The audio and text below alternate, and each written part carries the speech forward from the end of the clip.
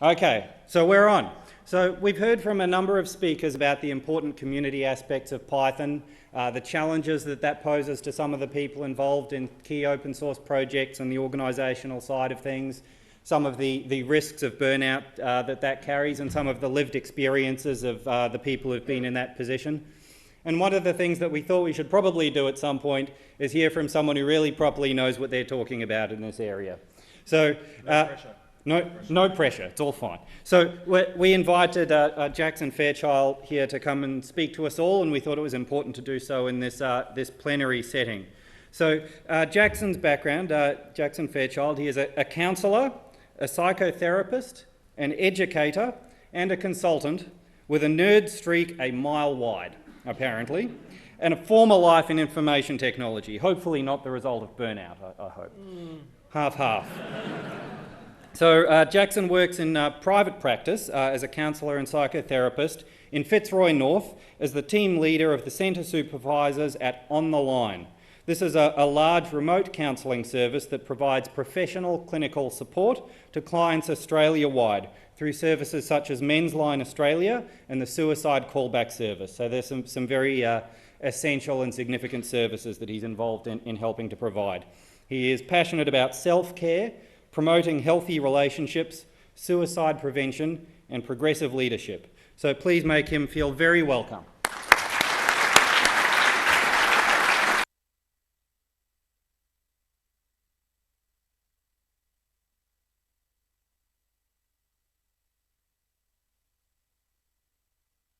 So, can you hear me? Hear me at the back? Good. My name is Jackson. I'm a psychotherapist, I'm an educator, I'm also a person who works way too hard most of the time. As Tennessee said, before I started working in mental health, I worked in IT, mostly in the marketing and PR side of things, but I found that to be incredibly hard work. I've had burnout twice, and I mean really serious, proper, can't get out of bed, I feel like crap burnout. So I'm not just here today to lecture you from the point of view of someone who's read some books and done some talks. I'm also a person who's literally felt that feeling in my body and felt really rubbish and thought, I'm not sure I can do this anymore. I had the privilege of sitting in on Ducky's talk just before on mental health, which I think was really fantastic. I don't know if she's in the room at the moment. I can't see her. Anyway, I won't pick on her. But I'm here today to talk to you about burnout, about what I think burnout is. This is just my theories. There's a lot of different paradigms out there to talk about what burnout is. And I'm going to try and get through it in a way that I'm going to hope is at least mildly entertaining for you. So I started my career in mental health about 6 or 7 years ago.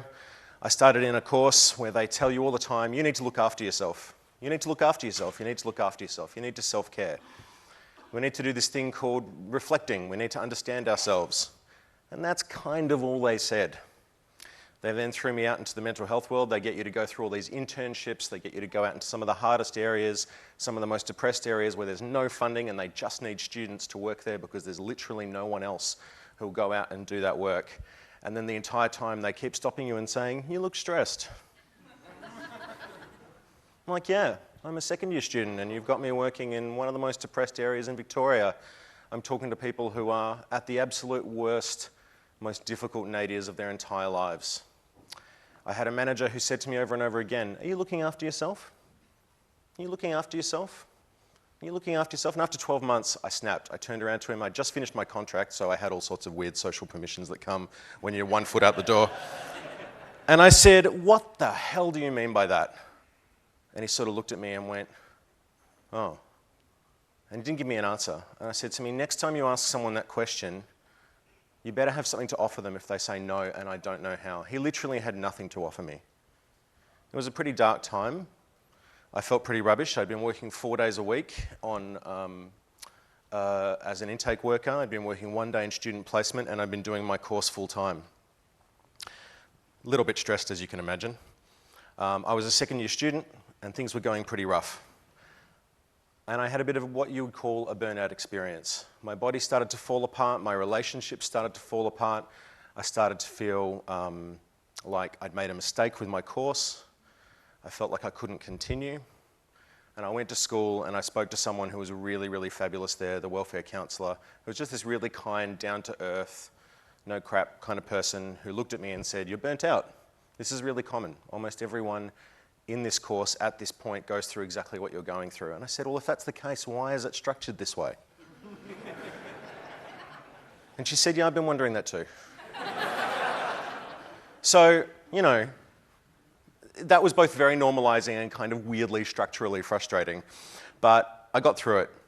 I then I left school. I have a habit of working in some of what you could call the pointier areas of mental health. For 3 years, I worked as a grief counsellor in palliative care. And as you can imagine, that's pretty hard work too.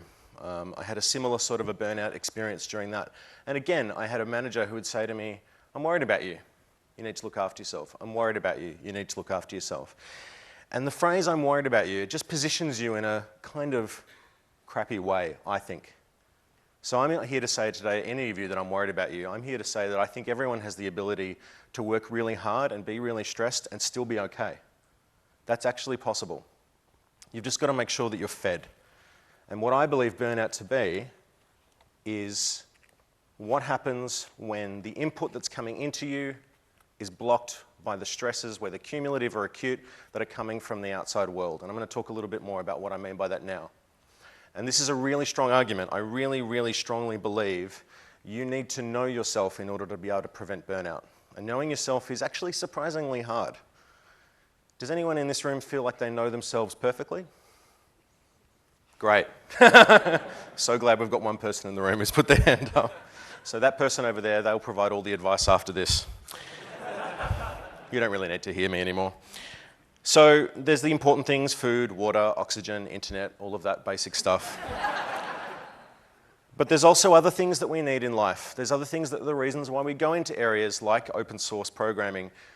Because you don't go into an area where you're under-recognized, perhaps a little bit underpaid, I don't know. You're doing work outside of job hours or outside of what you are being paid for deliberately, where you might, you're being fed by your passion, you're being fed by meaning, you're being fed by your sense of purpose, by a sense of satisfaction, or perhaps a sense of perfection. Perhaps it's about being in community. Perhaps it's because you just love this one thing you're working on so much. You're just really passionate about what it stands for. The problem is working really hard can block your ability to access those things. Sometimes we work for other reasons as well. Sometimes we work that way because we're being told to, because other people have made a mistake, because there's just a hole in the project and we have to go way above and beyond where we thought we were going to go. And what happens is the food that's coming in and the food that's going out falls out of balance. So I really believe that you need to keep your resources up and running when you're working hard. So there we have my favorite computer game of all time, Warcraft 3. And it's really, really important to understand what it is that feeds you, what it is that keeps you going, and what it is that matters to you when you're doing this work. There's an idea that the passion, the satisfaction of the job should be enough. That you should be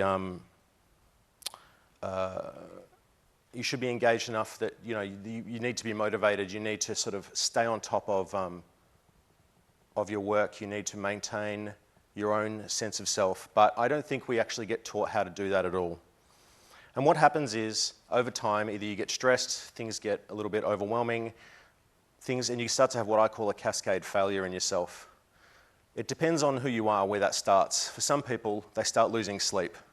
Ducky talked about this earlier, about how sleep's really important, and I believe sleep's one of the absolute most important things. And it's not something that's valorized or held up in the programming community very well. In fact, there's I know my partner's a programmer, and I don't know when he sleeps. I don't see it. I think it might happen when I'm at work. I hope it does. Otherwise, we've got a problem. But there's this idea that if you're working with someone who's overseas, you need to stay up all night. He works hard, he loses his sleep, and then he starts to feel cranky. When you start to feel cranky, it affects your relationships. When you're stressed in your relationships, you might start to make different decisions about food. When you're stressed, when you're cranky, when you've lost sleep, you might start to spend money in a weird way. You might start spending money on stuff that you probably shouldn't spend money on. Stuff on the internet, for example.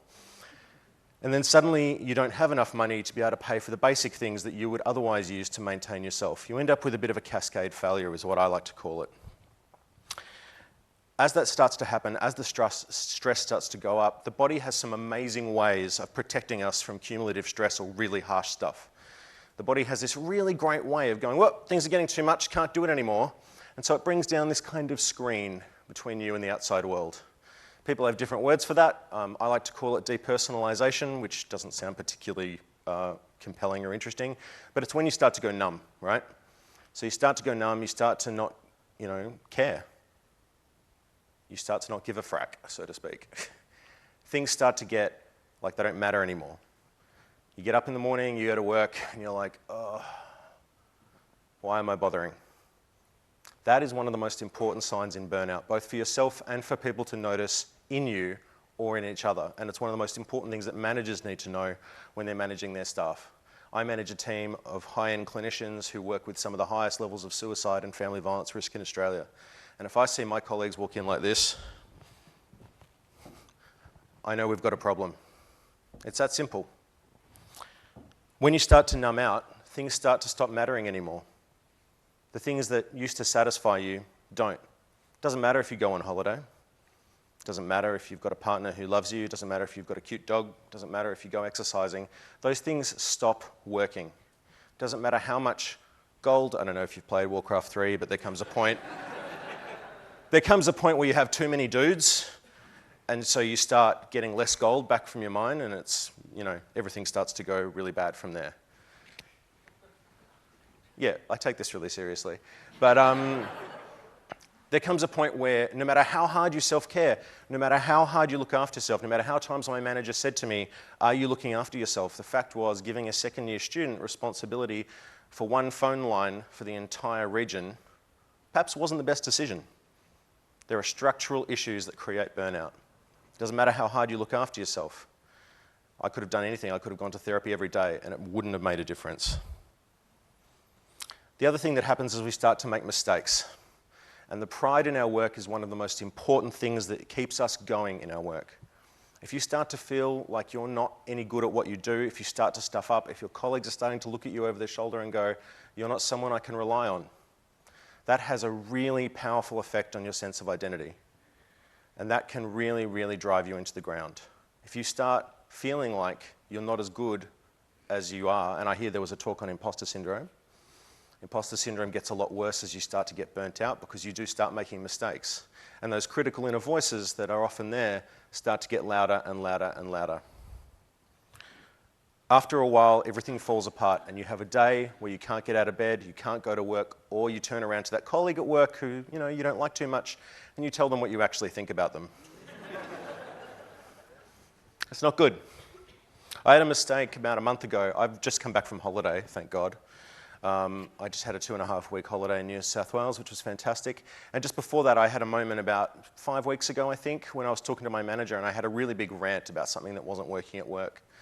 And she looked at me and just went, ooh, you really need a holiday. And then she came in the next day and said, I've thought about that talk we had last night and I need to say something to you.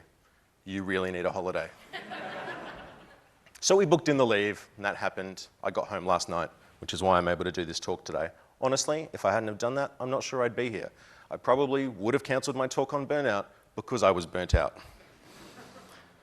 The thing is though, if you leave it too long, if things get too harsh, if you take too much time, it doesn't matter then.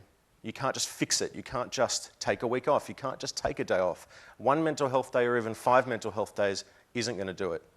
It's like someone who's stumbling through the desert, terribly dehydrated, terribly malnourished, and then they stumble across an oasis and they take in a huge amount of water. All they do is throw it back up again.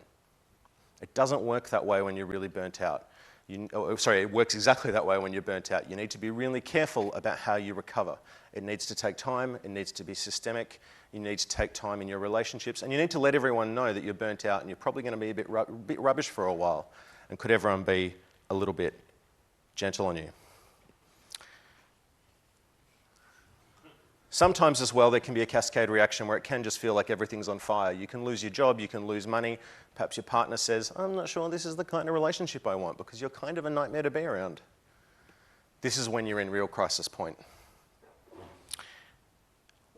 The other thing that can really contribute to burnout, and I was pleased that Ducky touched on this earlier in her talk, is about community burnout and about what happens when a whole community of people start to burn out together. Being negative, being snippy. I don't know if you've heard, but people can occasionally be a little bit rude on the internet. Shocking, I know, but it does happen. And when people get rude on the internet, things can go out of control pretty darn quickly. My partner works as a programmer. I see him working on projects with people all over the world, and you see these emails come through and people go, I don't know what that person means by that. Should I be turning on the caps lock key? I'm not sure. Probably not, is the answer. And I've also sat on the phone, literally, with hundreds of people whose relationships have fallen apart because of a text message. Written communication is totally and utterly rubbish. Unfortunately, sometimes it's the only way we can work. I really highly recommend any form of Skype communication or video conferencing where you can actually see each other's faces. The outcomes for that are by far and away better. And also, we need to remember that when we're dealing with this, we can't see each other's faces. We start to get we start to project our stuff onto other people. I don't believe that Freud got much right, but one of the things that Freud did get right is that we do tend to project our assumptions onto blank spaces. We have these things called schema, which are organizing principles that help guide our thoughts. Now, they're really good ways of making mental shortcuts, figuring things out quickly and understanding what's going on around you. Unfortunately, they also make us ignore facts, distort things, and lie to ourselves. They are really, really the things that organize us, they guide us, they help us make quick decisions in everyday life, but they also screw us up.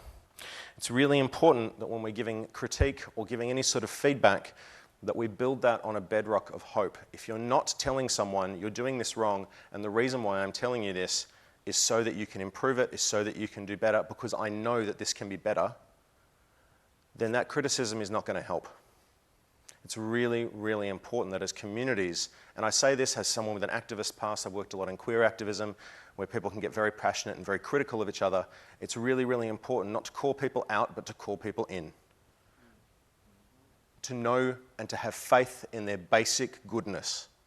If you're not doing that altogether, you're going to head for some bad times. I cannot say that enough. Community burnout is often the greatest source of individual burnout. Context switching, we heard a little bit about that from Ducky earlier as well, about what happens when you're doing too many things at once. Absolutely, the research would seem to indicate that the more you multitask, the more your brain becomes adapted to multitasking, until eventually you can't concentrate on one thing at all, which can be really hard if you've got a deadline and you need to work for 12 hours on one thing and your brain is literally refusing to concentrate. You might be someone who otherwise identifies as that. Scope creep, sometimes the project changes. The very thing that you found interesting, perhaps you're working on a project that's going to change, it could be a library, it could be a particular collaborative project, could be a conference, and suddenly the very nature of that thing changes from out from under you. It's really important that when you work with this sort of thing that you understand what it is you're going in for and what you're getting out of it. If you don't know why you're there, then you can't notice if you lose the thing that got you there. It's really, really important to know what it is about the work you're doing that satisfies and feeds you. That way, if that thing is taken away, you know it's happening and you can choose to withdraw yourself. For instance, if you're working in a social justice setting and suddenly social justice isn't actually the central thing and everyone's getting a little bit, caught up in bureaucracy, then you can speak up. You can say, please bring it back to the topic at hand. Please, let's get on track. I saw that there's a code of conduct up all around the place, which is fantastic. Having a shared set of values on a project is another really, really good way of keeping yourself on track and preventing that kind of project-based burnout. So when everything goes wrong, what do? Everyone thinks differently. One of the things I've noticed as a therapist more than anything else is that everyone has a unique way of thinking inside their own head. We all have very similar problems, but actually the way you think is not the same as the person sitting next to you. I've had people come and talk to me who literally think in pictures in a way that is so vivid and so graphic that they can remember things from their entire life. You tell them, close your eyes and imagine what happened there. They've got a play for you in front of them. They can play out the whole thing for you incredibly visually. I have other clients, I say to you, close your eyes and imagine a color, and they say, I can't do that. Like that's not something I can do. What do you know? So one of the first things I do during my assessments now is saying to them, how do you think? Who are you? How do you think? When you're processing something in your head, how does that occur? Do you play it out between different voices? Do you think in terms of feelings? Do you have a good memory of emotions? Do you remember what emotions feel like? If I say to someone, imagine being angry, some people literally have no memory of the last time they were angry. They can remember what they did, they can remember how they sounded, they can remember what happened, but they cannot remember how they felt. All of these things are really important when we're talking about self-care, because if I tell you, you need to slow down and have a rest, and you're a person who's worked every day of your life, you never have time off, you're busy, you fill your whole life up, and I say, go and sit in the corner and be silent, it's not going to work out for you. People often go quite crazy, actually, in that context. It's one of the reasons why people who are admitted to hospital for mental health disorders sometimes have poor outcomes, is because the change in their routine is just too jarring for them to cope. Routine is very, very, very important. Holidays, you can tell someone, go on a holiday. You need to go on a holiday. People saying this to me all the time. I was a student. I got paid minimum wage to do a very hard job. I had a lot of debts from when I had even less work. I was paying off my credit card. I couldn't afford to go on a holiday. I didn't have time. I had assignments. It's really important to check your privileges when you're working on this stuff too, or when you're supporting somebody else, to actually get the kind of support they need. I really believe that inside us all, we have a self-righting impulse, something that will reach out for the things that we need instinctively, but we need to get the barriers out of the way. One of the things that's really important to notice is stigma. We all get socialized in different ways to believe different things about ourselves. It's really important to give ourselves that permission to understand ourselves and to give ourselves permission to be who we want to be. Now, maybe we're not all Obama, but I think it's also important not to know ourselves at our worst, but also to get to know you when you're at your best. One of the best things I can recommend to you is when you're going through a really good period of your life and everything's going really amazing, go to a therapist then. Not only is it good for us,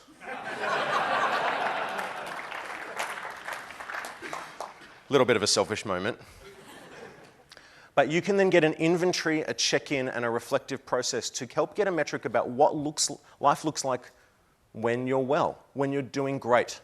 Because I don't know about you, but when I'm feeling really rubbish, I can't even remember what good feels like. It's so cut off, it's so far away. My emotional memory is not very good. I can't remember positive feelings when I'm depressed. So going to a therapist at that point is a really valuable thing to do if you're into therapy. This is the other really important thing. I can go around saying you need to see a therapist because, hey, it's an important industry because I want to get paid. But it's also really important to say to you that therapy is not for everyone. A lot of people talking about your problems actually makes you feel worse. For a lot of people, talking, you may have been socialized a certain way, or maybe you just don't like the sound of your own voice, or maybe the way you process your stuff is through art, through exercise, through martial arts, through friendship, communities, or just achieving something in the world. It's really important to understand those bits about yourself and to understand who you are. The other thing that's really important, and this is my final thing that I want to say to you today, is to understand the hard stuff and the garbage that we build up inside ourselves. Sometimes bad stuff happens in life, the big things, deaths, illness. We're all going to get old one day, unless Google fixes that. And sometimes tragedies occur. Sometimes, for most of us, we already have some tragedies in our past already. I like to think in a very mechanical way. I like to think about myself as a landscape, as a map, as a garden, and I like to think about if I'm planting a garden and I've got everything working, I've got the right amount of sunlight over there, I've got the right amount of water over there, everything's being fed well, I also need to figure out where I'm going to put the waste products. I need to figure out how to process stuff. You don't just pour effluent onto a garden, you throw processed fertilizer onto the garden. And processed fertilizer is really, really good for growth. And it's a really tacky metaphor, but I really like it. I just really believe that we need to take our psychological waste, and we need to process it, we need to reflect on it, we need to learn, and then we can grow. And there's nothing better than growing through a burnout experience. If you go through a burnout experience, if you make it through to the other side and you can get back to your work and get back to what you love, you will be 10 times stronger than where you were before, provided you make it through, provided you don't get irreversibly scarred.